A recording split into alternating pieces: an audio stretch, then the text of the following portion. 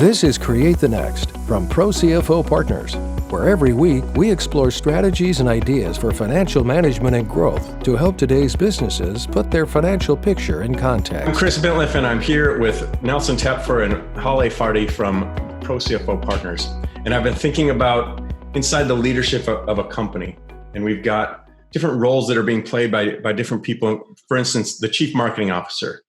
Maybe they're responsible for things that we can measure, like lead generation, the number of new people that are coming into our business to get to know us. But maybe there's also some things that are a little bit less measurable, like brand awareness and driving the imagination, perhaps, of the company. Or I've got a vice president of sales, and I can point to things that person, I know they're doing a great job if sales are on the incline, and I know that there's something we got to address if sales are going down, but I also expect them to lead the sales energy of the company. When I look at the chief financial officer, what are some of the impacts that I should be looking for from that person? Not just the stuff that they come in and do every day, but what makes them special and valuable to an organization? It's a really interesting question. And it's really changed traditionally over the last few years, right, Chris? Like originally people, and Nelson and I just had this conversation earlier, it's like we build your financial systems and your reporting. That's the traditional. So the impact is you have information that helps you take the company to the next level. You have systems that are stable to scale. Those are the traditional values of a CFO, very required. It's infrastructure stuff. Right. I call it meat and potatoes. It's the framework of a business, right? It starts, have we communicated, have we defined the goals and strategies? Have we communicated it to the team? Is there engagement? Is the revenue model clear? Do we have a path to revenue? Do we have the systems to measure it? So those are the traditional roles of a CFO, and I call it the content of what we do, right? But over the years, and there's been a lot of academics around this, that role has changed just like business has changed, right? And it's moved from being an operator or a steward of the assets of the corporation I've taken some notes here, to being the catalyst and the strategist. We actually enable. We actually help create the momentum. But this information isn't just information that you can say, well, that's great information. It informs strategies. And a great example of that would be a company that I was working with, and they're looking at their revenue and they're really happy with their revenue. We can take a look at it and say, wow, if you didn't sell this 50 clients, you could actually make more money, because the cost of delivering the product to this lower 50 clients is actually more than the value we get out of it. And they're not looking at it that way. They say, well, I'm getting 50% margin on all of my clients overall. They're not looking at it as these lower 50 clients are actually costing me an administrative cost. I don't want the client.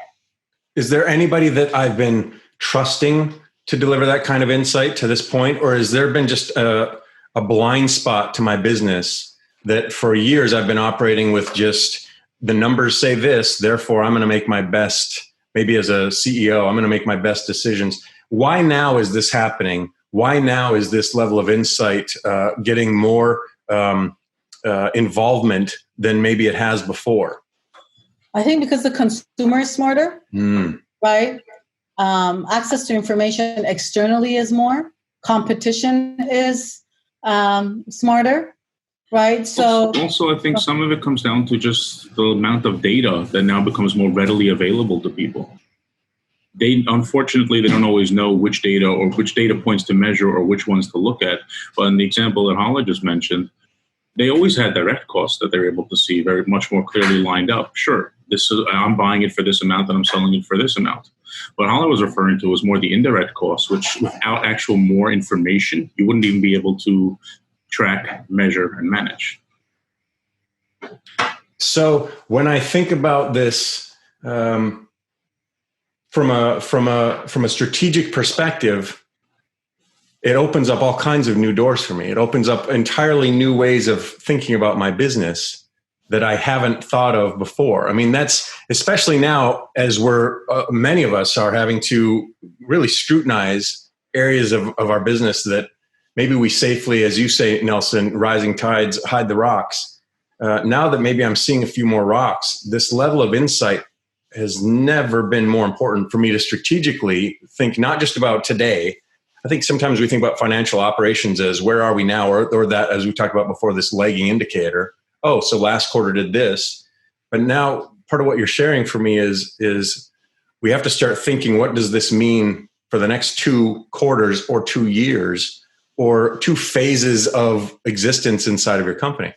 That's exactly right, Chris. I was actually approached 2 days ago by someone who was building a scorecard for a group that he's a part of.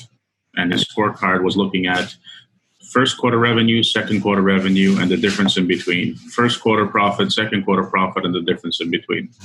So he asked me, is there anything else that they should look at to make this a meaningful conversation or a meaningful scorecard? And I responded with 3 quick things off the top of my head. 1, you're looking at profit and you're looking at revenue. What about cash flow? Because cash flow is going to be more and more important, especially as some of the larger financial institutions are restricting what they're giving with regards to credit. But more importantly, I told him, I said, what about third quarter? We're sitting here now at the end, towards the end of July, and you're looking backwards at the difference between the first and second quarter. What about the third quarter? What about the fourth? What about 2021? And perhaps more importantly, what should the company be doing to make sure that they're actually going to meet those targets? What do they need to change? It's not just, oh, wait, this amount in previous, let's just add on the percentage number and assume that this is going to be this moving forward, especially in times like these when everything is changing so drastically in the past few months.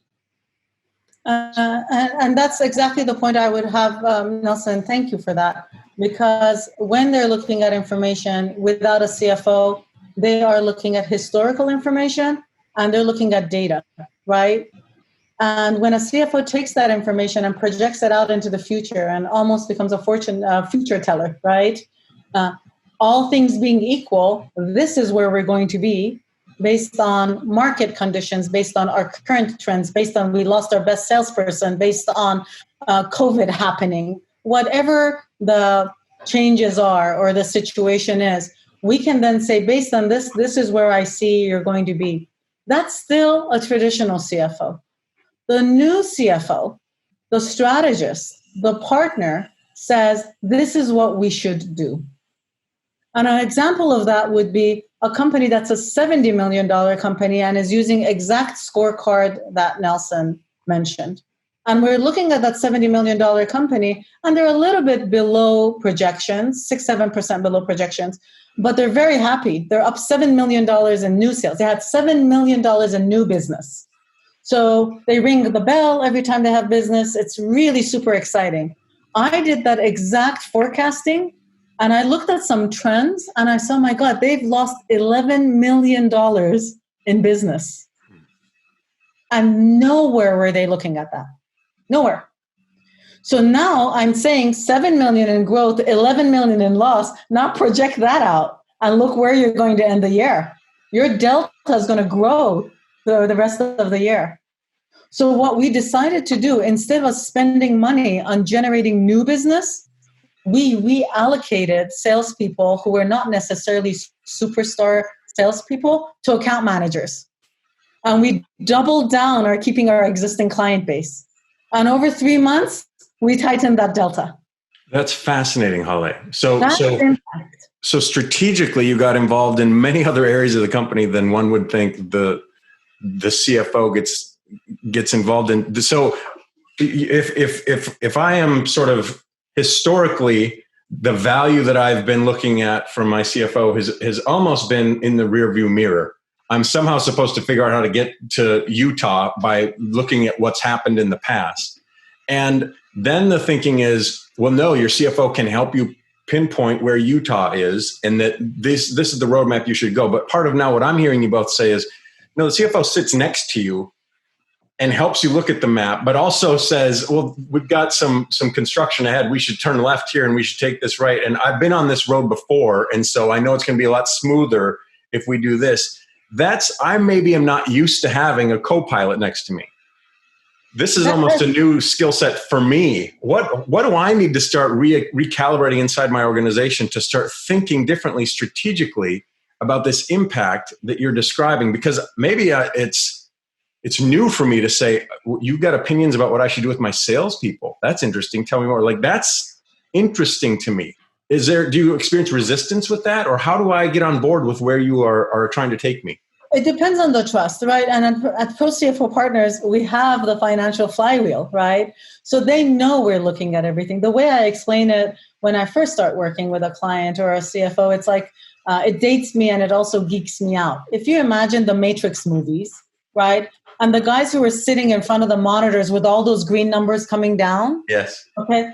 That's the CFO wiring. There's a Borg wiring in us, and everything I look at is a number. You're picking these things out. You're seeing them in real time. Right. And I'm looking at it. I have no problem saying, oh, Chris, how much was your house? That's my world. Right? Yeah. There's no filter in that. I have no problem looking at that person and say, wow, is that person giving me 80K return on investment? Right. And then I go to the CFO and the CEO and I say, they're not working half the time. And the CEO says, culturally, they're important to me. But the CEO trusts that somebody is looking at everything, and it frees them up to go focus on things. They know that somebody is looking, and they know that when we're looking, we also make recommendations. So when we talk about we've lost $11 million, we need account managers. We don't want to spend money, but we have these salespeople we were thinking of. They're really good at account management. They're just not good at biz dev. They see that I'm actually doing resource allocation there. I'm not saying this is what you should do with your sales team. I'm actually supporting strategic resource allocation. That's fascinating because it's almost we talked about this, almost a compliment to the CEO. I mean, it's not what I would expect when I think we need somebody to get in here and help us with our numbers.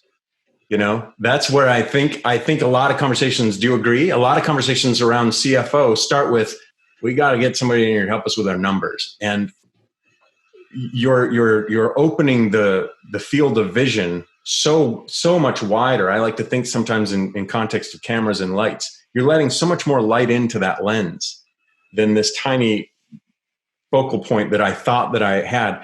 It could change the way that I see my entire business. Is that? Well, Chris, I think a lot of that comes down to the context of it. They'll see that because, to your point, that's the lens that they're looking at this through. They run into this cash flow issue. From us sitting where we do is, okay, you're running into this cash flow issue. Great. What does your reporting function look like to inform your cash flow reports? Before we look at what that reporting is function, what is that actually built out from the financial operations and the other advisors you trust in this space? Does that reflect your revenue model that is informed of this? Does that reflect your goals and strategies that you've outlined in order to achieve this?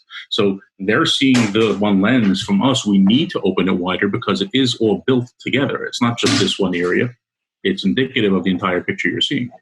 It's almost, you're pointing out the relationships that different things have, and it's almost diagnostic in nature, Do you agree? So I've got trouble in my knee, but you're asking me what's going on with my hip and does my neck hurt? And why are we talking about that? But you're helping me. So speaking as someone married to a physical therapist, that actual analogy rings on very true. Yes, because if you do have a problem with the knee, you look at the gait, you look at the hip, you look at everything. Yes. And it's really interesting because we use cash flow. People look at cash flow and say, well, are we collecting? Is our AR and our collections done? Well, are we selling to collect? Right? So traditionally, at the reporting level, you're saying we didn't collect enough cash. What is a CEO going to do with that? Thank you. Right? I actually had one that if I would say, I can't make payroll early in my career, they'd look at me like I just interrupted their work. Like, I can't make payroll. And they'd look at me like, and it was great for me to say, I can't make payroll. However, if I move this, and this, I can make payroll and I'm going to renegotiate our leases. So I'll do a short-term solution. I'll do a long-term solution. That's the difference between a director of finance, a controller, and a CFO. I think that's a really important point. One is very tactical. Here is information, and now you go deal with it. And one is far more strategic. Here's information, and I've analyzed some outcomes, and I have some suggestions, and here are my recommendations. which is a pretty important role to offload some of that thinking from others. As you pointed out earlier, the VP of sales doesn't need to get in there and start solving these problems. The CFO can have a real practical role in managing some of these issues that are happening day to day for leaders inside of a company. Yeah. Again, let's go back to Matrix. Everything in the company, tangible and intangible, ends up at our table. Has a cost associated with it. Opportunity cost or hard cost, right? So we're the only ones who see it all. The CEO shouldn't see it all. They should know it's there. They should have access to the information. But today's CEO doesn't even want to see financial information. They want to see a dashboard, right? They want to open up their iPhone and they want to see a dashboard of graphs on their iPhone. That's how they're running the metrics of the financials of the business, right? They want to know that's accurate. And then when they're meeting with the CFO, they want to know, okay, I see some trends. What are we doing about it?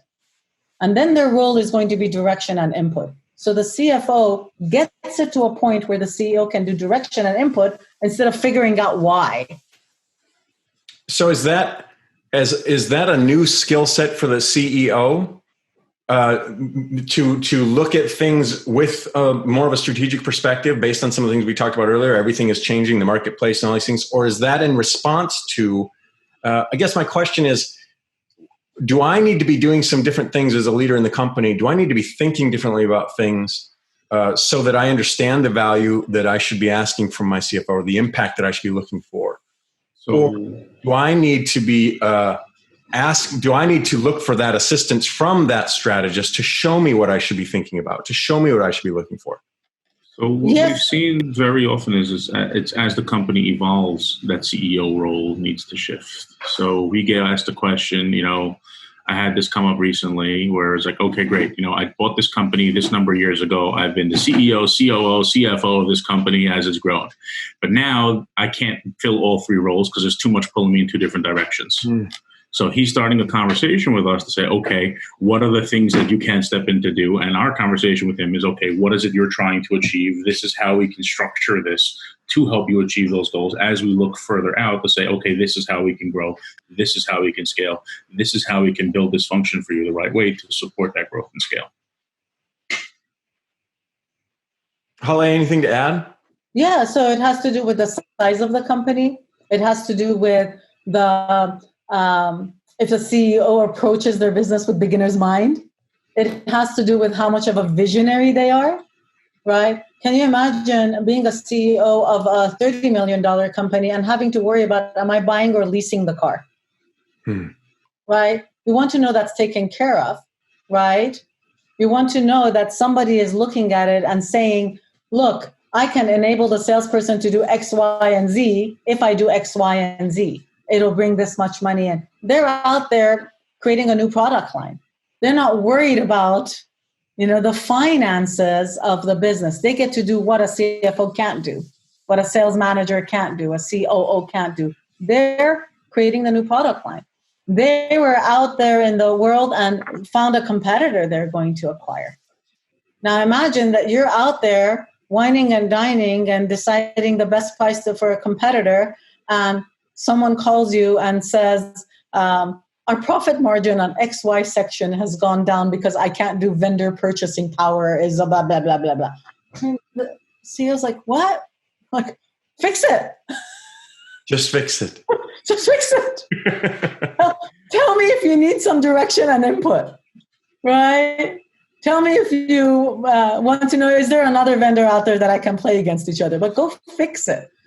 Chris, I think to summarize that one is depends on the evolving CEO. Really good CEOs, as their companies evolve, recognize where their value to the organization is and build their team around them that supports it, of which the CFO is obviously one of the key pieces. We absolutely have seen many CEOs. I mean, every CEO is different in their personality and how they make the decisions. There are some who need to see every single detail. As a company is smaller, they have the freedom and flexibility to engage with the information like that. But as they grow, they can't spend that same amount of time, energy, researching every single aspect, reviewing every single piece of data. It needs to be summarized in a way that they can make that decision, and that's the context we'll provide for them to say, okay, yes, this is what we need to decide. these are the three different things. This is what we think we should do and why. Great. But it depends on the CEO how much they're involved in many of the aspects of their own company.